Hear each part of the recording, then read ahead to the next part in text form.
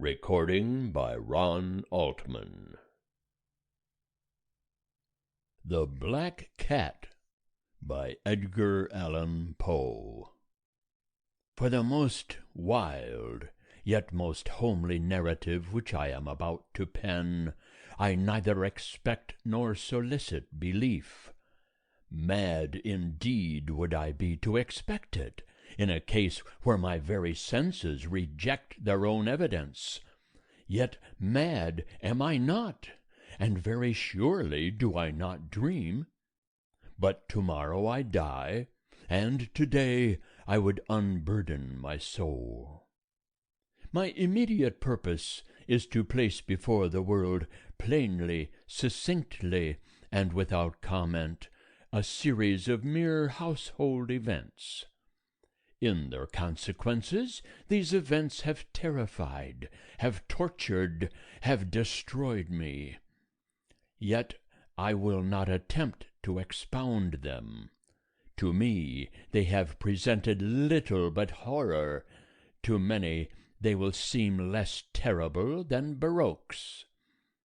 Hereafter, perhaps, some intellect may be found which will reduce my phantasm to the commonplace, some intellect more calm, more logical, and far less excitable than my own, which will perceive in the circumstances I detail with awe nothing more than an ordinary succession of very natural causes and effects.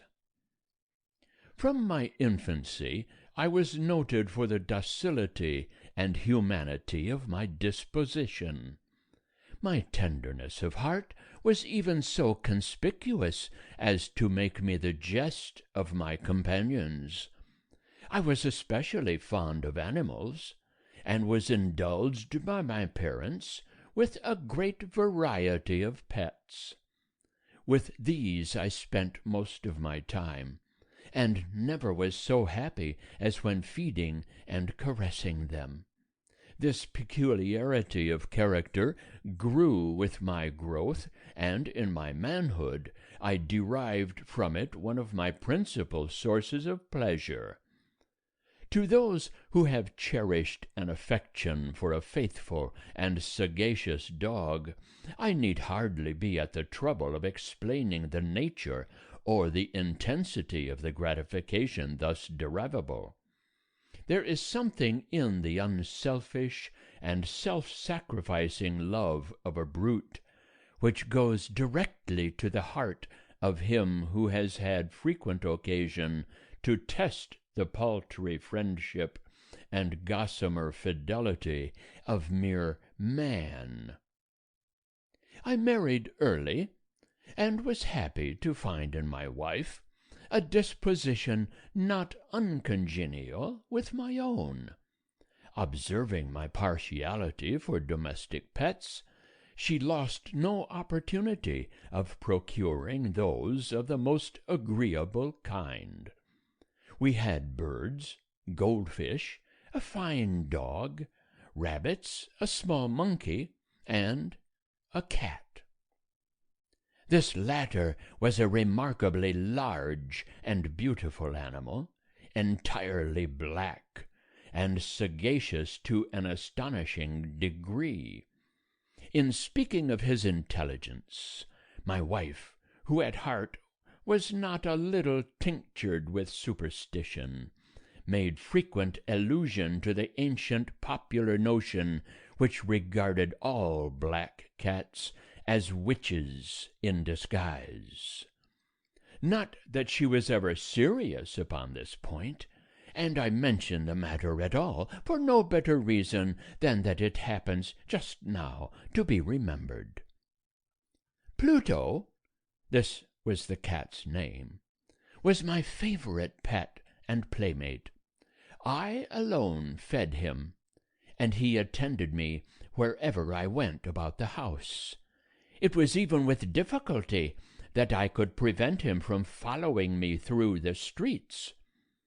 Our friendship lasted in this manner for several years, during which my general temperament and character through the instrumentality of the fiend intemperance, had, I blush to confess it, experienced a radical alteration for the worse.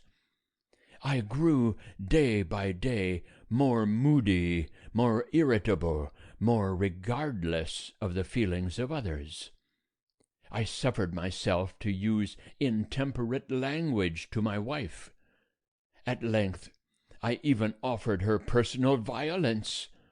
My pets, of course, were made to feel the change in my disposition. I not only neglected, but ill-used them. For Pluto, however, I still retained sufficient regard to restrain me from maltreating him, as I made no scruple of maltreating the rabbits, the monkey, or even the dog, when by accident or through affection they came in my way. But my disease grew upon me, for what disease is like alcohol? And at length even Pluto, who was now becoming old and consequently somewhat peevish, even Pluto began to experience the effects of my ill temper. One night, returning home much intoxicated from one of my haunts about town, I fancied that the cat avoided my presence. I seized him, when, in his fright at my violence, he inflicted a slight wound upon my hand with his teeth. The fury of a demon instantly possessed me. I knew myself no longer. My original soul seemed at once to take its flight from my body, and a more than fiendish malevolence, gin-nurtured, thrilled every fibre of my frame. I took from my waistcoat pocket a penknife, opened it, grasped the poor beast by the throat, and deliberately cut one of its eyes from the socket. I blush, I burn, I shudder, while I pen the damnable atrocity. When reason returned with the morning, when I had slept off the fumes of the night's debauch, I experienced a sentiment half of horror, half of remorse, for the crime of which I had been guilty. But it was at best a feeble and equivocal feeling, and the soul remained untouched. I again plunged into excess, and soon drowned in wine all memory of the deed. In the meantime, the cat slowly recovered. The socket of the lost eye presented, it is true, a frightful appearance, but he no longer appeared to suffer any pain. He went about the house as usual, but, as might be expected, fled in extreme terror at my approach. I had so much of my old heart left as to be at first grieved by this evident dislike on the part of a creature which had once so loved me. But this feeling soon gave place to irritation, and then came, as if to my final and irrevocable overthrow, the spirit of perverseness. Of this spirit philosophy takes no account. Yet I am not more sure that my soul lives than I am that perverseness is one of the primitive impulses of the human heart, one of the indivisible primary faculties or sentiments which give direction to the character of man. Who has not 100 times found himself committing a vile or a silly action for no other reason than because he knows he should not? Have we not a perpetual inclination, in the teeth of our best judgment, to violate that which is law, merely because we understand it to be such? This spirit of perverseness, I say, came to my final overthrow. It was this unfathomable longing of the soul to vex itself, to offer violence to its own nature, to do wrong for the wrong's sake only, that urged me to continue, and finally to consummate the injury I had inflicted upon the unoffending brute. One morning, in cold blood, I slipped a noose about its neck and hung it to the limb of a tree. Hung it with the tears streaming from my eyes, and with the bitterest remorse in my heart. Hung it because I knew that it had loved me, and because I felt it had given me no reason of offense. Hung it because I knew that in so doing I was committing a sin, a deadly sin, that would so jeopardize my immortal soul as to place it, if such a thing were possible, even beyond the reach of the infinite mercy of the most merciful and most terrible God. On the night of the day on which this cruel deed was done, I was aroused from sleep by the cry of fire. The curtains of my bed were in flames, the whole house was blazing. It was with great difficulty that my wife, a servant, and myself made our escape from the conflagration. The destruction was complete. My entire worldly wealth was swallowed up, and I resigned myself thenceforward to despair. I am above the weakness of seeking to establish a sequence of cause and effect between the disaster and the atrocity, but I am detailing a chain of facts, and wish not to leave even a possible link imperfect. On the day succeeding the fire, I visited the ruins. The walls, with one exception, had fallen in. This exception was found in a compartment wall, not very thick, which stood about the middle of the house, and against which had rested the head of my bed. The plastering had here in great measure resisted the action of the fire, a fact which I attributed to its having been recently spread. About this wall a dense crowd were collected, and many persons seemed to be examining a particular portion of it with very minute and eager attention. The words "strange," "singular," and other similar expressions excited my curiosity. I approached, and saw, as if graven in bas-relief upon the white surface, the figure of a gigantic cat.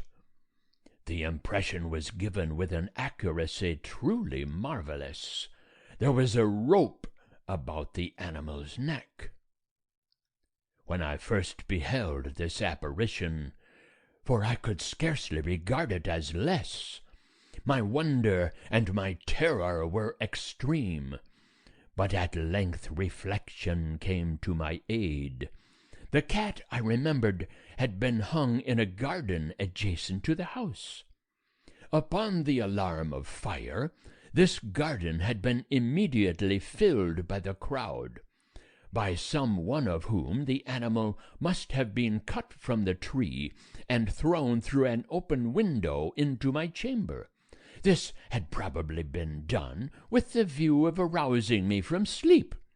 The falling of other walls had compressed the victim of my cruelty into the substance of the freshly spread plaster, the lime of which, with the flames and the ammonia from the carcass, had then accomplished the portraiture as I saw it.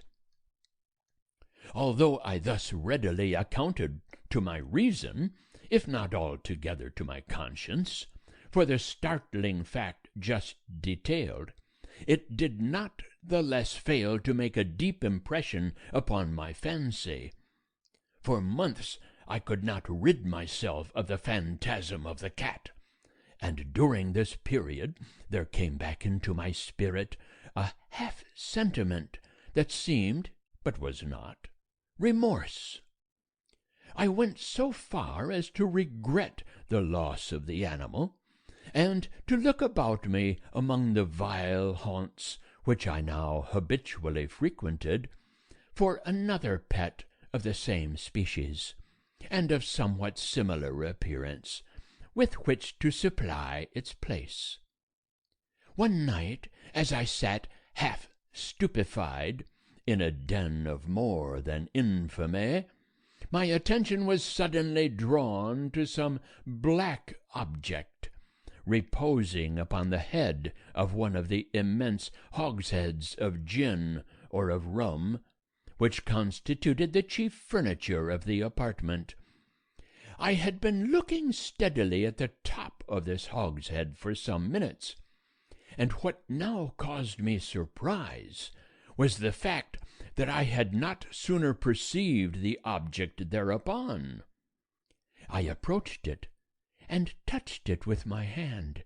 It was a black cat, a very large one, fully as large as Pluto, and closely resembling him in every respect but one. Pluto had not a white hair upon any portion of his body, but this cat had a large, although indefinite, splotch of white, covering nearly the whole region of the breast. Upon my touching him, he immediately arose, purred loudly, rubbed against my hand, and appeared delighted with my notice. This, then, was the very creature of which I was in search. I at once offered to purchase it of the landlord, but this person made no claim to it, knew nothing of it, had never seen it before. I continued my caresses, and when I prepared to go home, the animal evinced a disposition to accompany me. I permitted it to do so, occasionally stooping and patting it as I proceeded. When it reached the house, it domesticated itself at once, and became immediately a great favorite with my wife. For my own part, I soon found a dislike to it arising within me. This was just a reverse of what I had anticipated, but I know not how or why it was, its evident fondness for myself rather disgusted and annoyed. By slow degrees, these feelings of disgust and annoyance rose into the bitterness of hatred. I avoided the creature, a certain sense of shame and the remembrance of my former deed of cruelty preventing me from physically abusing it. I did not for some weeks strike or otherwise violently ill-use it, but gradually, very gradually, I came to look upon it with unutterable loathing, and to flee silently from its odious presence, as from the breath of a pestilence. What added no doubt to my hatred of the beast was the discovery on the morning after I brought it home that, like Pluto, it also had been deprived of one of its eyes. This circumstance, however, only endeared it to my wife, who, as I have already said, possessed in a high degree that humanity of feeling which had once been my distinguishing trait, and the source of many of my simplest and purest pleasures. With my aversion to this cat, however, its partiality for myself seemed to increase. It followed my footsteps with a pertinacity which it would be difficult to make the reader comprehend. Whenever I sat, it would crouch beneath my chair, or spring upon my knees, covering me with its loathsome caresses. If I arose to walk, it would get between my feet, and thus nearly throw me down, or, fastening its long and sharp claws in my dress, clamber in this manner to my breast. At such times, although I longed to destroy it with a blow, I was yet withheld from so doing, partly by a memory of my former crime, but chiefly, let me confess it at once, by absolute dread of the beast. This dread was not exactly a dread of physical evil, and yet I should be at a loss how otherwise to define it.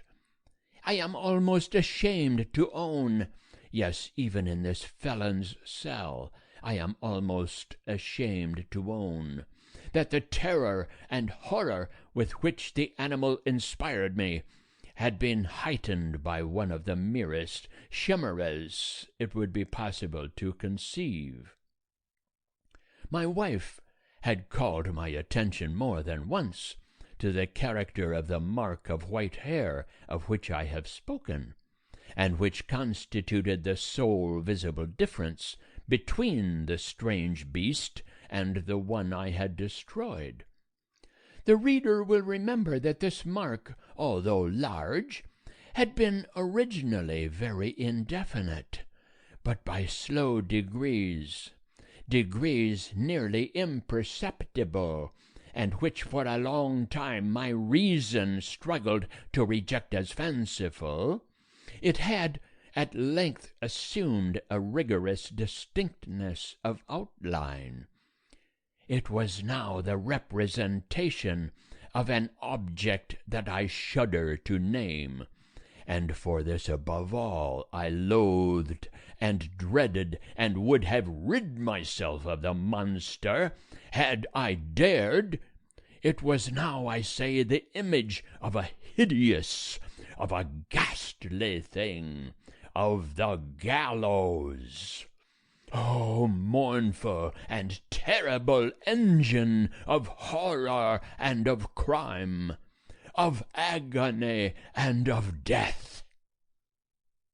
And now was I indeed wretched, beyond the wretchedness of mere humanity, and a brute beast, whose fellow I had contemptuously destroyed, a brute beast to work out for me, a man fashioned in the image of the high God, so much of insufferable woe. Alas! Neither by day nor by night knew I the blessing of rest any more. During the former, the creature left me no moment alone, and in the latter I started hourly from dreams of unutterable fear, to find the hot breath of the thing upon my face, and its vast weight an incarnate nightmare that I had no power to shake off, incumbent eternally upon my heart. Beneath the pressure of torments such as these, the feeble remnant of the good within me succumbed. Evil thoughts became my sole intimates, the darkest and most evil of thoughts. The moodiness of my usual temper increased to hatred of all things and of all mankind, while from the sudden, frequent, and ungovernable outburst of a fury to which I now blindly abandoned myself, my uncomplaining wife, alas, was the most usual and the most patient of sufferers. One day she accompanied me upon some household errand into the cellar of the old building which our poverty compelled us to inhabit. The cat followed me down the steep stairs, and nearly throwing me headlong, exasperated me to madness. Uplifting an axe, and forgetting in my wrath the childish dread which had hitherto stayed my hand, I aimed a blow at the animal, which, of course, would have proved instantly fatal had it descended as I wished. But this blow was arrested by the hand of my wife. Goaded by the interference into a rage more than demoniacal, I withdrew my arm from her grasp and buried the axe in her brain. She fell dead upon the spot without a groan. This hideous murder accomplished, I set myself forthwith, and with entire deliberation, to the task of concealing the body. I knew that I could not remove it from the house, either by day or by night, without the risk of being observed by the neighbors. Many projects entered my mind. At one period I thought of cutting the corpse into minute fragments and destroying them by fire. At another I resolved to dig a grave for it in the floor of the cellar. Again I deliberated about casting it in the well in the yard, about packing it in a box, as if merchandise, with the usual arrangements, and so getting a porter to take it from the house. Finally, I hit upon what I considered a far better expedient than either of these. I determined to wall it up in the cellar, as the monks of the Middle Ages are recorded to have walled up their victims. For a purpose such as this, the cellar was well adapted. Its walls were loosely constructed, and had lately been plastered throughout with a rough plaster, which the dampness of the atmosphere had prevented from hardening. Moreover, in one of the walls was a projection, caused by a false chimney or fireplace that had been filled up, and made to resemble the red of the cellar. I made no doubt that I could readily displace the bricks at this point, insert the corpse, and wall the whole up as before, so that no eye could detect anything suspicious. And in this calculation I was not deceived. By means of a crowbar I easily dislodged the bricks, and having carefully deposited the body against the inner wall, I propped it in that position, while with little trouble I relaid the whole structure as it originally stood. Having procured mortar, sand, and hair, with every possible precaution, I prepared a plaster which could not be distinguished from the old, and with this I very carefully went over the new brickwork. When I had finished, I felt satisfied that all was right. The wall did not present the slightest appearance of having been disturbed. The rubbish on the floor was picked up with the minutest care.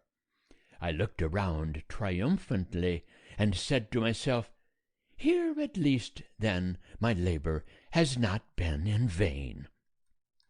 My next step was to look for the beast which had been the cause of so much wretchedness, for I had at length firmly resolved to put it to death. Had I been able to meet with it at the moment, there could have been no doubt of its fate, but it appeared that the crafty animal had been alarmed at the violence of my previous anger, and forbore to present itself in my present mood. It is impossible to describe or to imagine the deep, the blissful sense of relief which the absence of the detested creature occasioned in my bosom.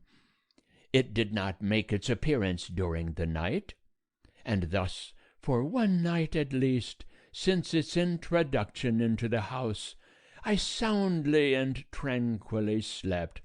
I slept even with the burden of murder upon my soul. The second and the third day passed, and still my tormentor came not. Once again I breathed as a freeman. The monster in terror had fled the premises forever. I should behold it no more. My happiness was supreme. The guilt of my dark deed disturbed me but little. Some few inquiries had been made, but these had been readily answered. Even a search had been instituted, but of course nothing was to be discovered. I looked upon my future felicity as secured. Upon the 4th day of the assassination, a party of the police came very unexpectedly into the house, and proceeded again to make rigorous investigation of the premises. Secure, however, in the inscrutability of my place of concealment, I felt no embarrassment whatever. The officers bade me accompany them in their search. They left no nook or corner unexplored. At length, for the 3rd or 4th time, they descended into the cellar. I quivered not in a muscle. My heart beat calmly, as that of one who slumbers in innocence. I walked the cellar from end to end. I folded my arms upon my bosom, and roamed easily to and fro. The police were thoroughly satisfied and prepared to depart. The glee at my heart was too strong to be restrained. I burned to say, if but one word, by way of triumph, and to render doubly sure their assurance of my guiltlessness. "Gentlemen," I said at last, as the party ascended the steps, "I delight to have allayed your suspicions. I wish you all health and a little more courtesy. By the by, gentlemen, this is a very well-constructed house." In the rabid desire to say something easily, I scarcely knew what I uttered at all. "I may say an excellently well-constructed house. These walls— Are you going, gentlemen? These walls are solidly put together." And here, through the mere frenzy of bravado, I rapped heavily with a cane which I held in my hand upon that very portion of the brickwork behind which stood the corpse of the wife of my bosom. But may God shield and deliver me from the fangs of the arch-fiend! No sooner had the reverberation of my blows sunk into silence than I was answered by a voice from within the tomb, by a cry at first muffled and broken, like the sobbing of a child, and then quickly swelling into one long, loud, and continuous scream, utterly anomalous and inhuman, a howl, a wailing shriek, half of horror and half of triumph, such as might have arisen only out of hell, conjointly from the throats of the damned in their agony, and of the demons that exult in the damnation. Of my own thoughts it is folly to speak. Swooning, I staggered to the opposite wall. For one instant the party upon the stairs remained motionless, through extremity of terror and of awe. In the next, a dozen stout arms were toiling at the wall. It fell bodily.